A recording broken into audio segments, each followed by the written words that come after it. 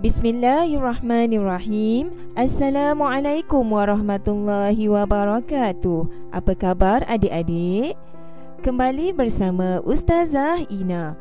InsyaAllah kali ini kita akan sambung pelajaran kita dengan tajuk Sunat Hayat. Sunat Hayat. Ya adik-adik, pada pelajaran yang lepas kita telah mempelajari perkara-perkara sunat ab'ad. InsyaAllah kali ini kita akan belajar pula perkara-perkara sunat hayat. Apa itu sunat hayat? Sunat hayat ialah amalan sunat yang dituntut dilakukan ketika dalam solat. Jika ditinggalkan, tidak perlu diganti dengan sujud sahwi. Contohnya, membaca doa iftitah. Ya adik-adik, sekiranya adik-adik tertinggal membaca doa iftitah, tidak perlu diganti dengan sujud sahwi. Adik-adik, perkara-perkara sunat hayat dalam solat terbahagi kepada dua, iaitu dari segi perbuatan dan dari segi bacaan. Sekarang mari kita lihat perkara-perkara sunat hayat dari segi perbuatan.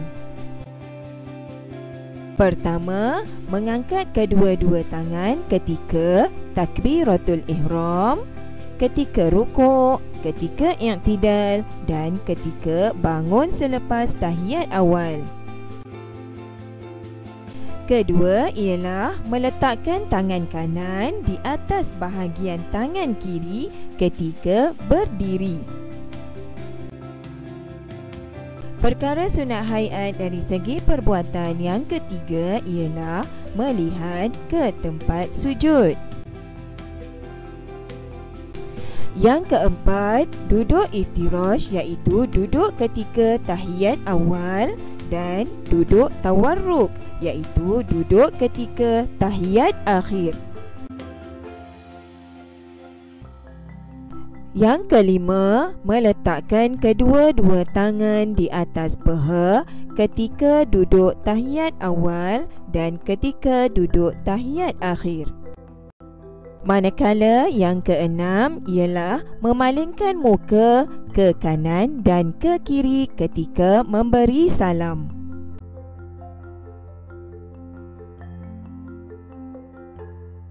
Sekarang mari kita pelajari pula perkara-perkara sunat hayat dari segi bacaan.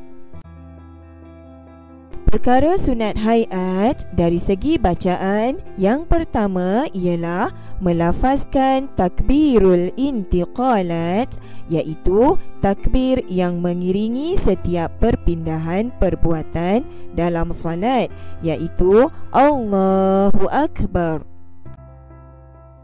Kedua, membaca isti'azah sebelum membaca Al-Fatihah, iaitu A'udzubillahi minasyaitanirrajim, dan menyebut amin selepas membaca surah Al-Fatihah. Seterusnya, yang ketiga ialah membaca doa iftitah. Keempat, membaca surah selepas membaca surah Al-Fatihah pada rakaat pertama dan rakaat kedua.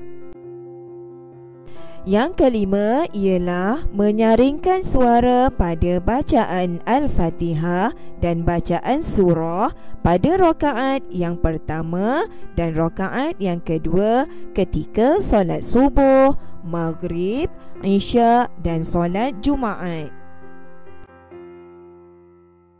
Yang keenam ialah membaca tasbih ketika rukuk, iaitu Subhana Rabbiyal Azimi wa bihamdih, dan membaca tasbih ketika sujud, iaitu Subhana Rabbiyal A'la wa bihamdih.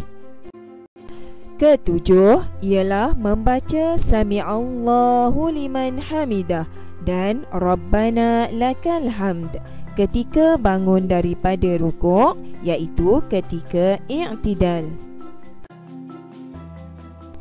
Seterusnya yang ke-8 ialah membaca doa ketika duduk antara dua sujud, iaitu Rabbighfirli warhamni wajburni warfa'ni warzuqni wahdini wa'afini wa'fu anni.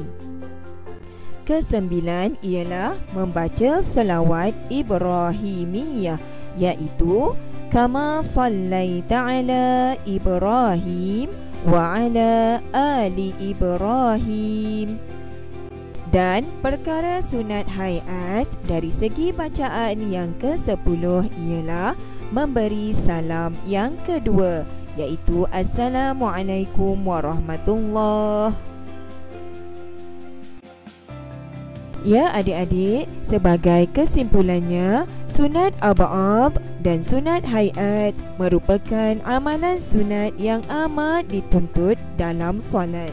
Jadi, marilah sama-sama kita sempurnakan solat kita dengan mengamalkan perkara-perkara sunat ab'ad dan sunat hayat yang telah kita pelajari.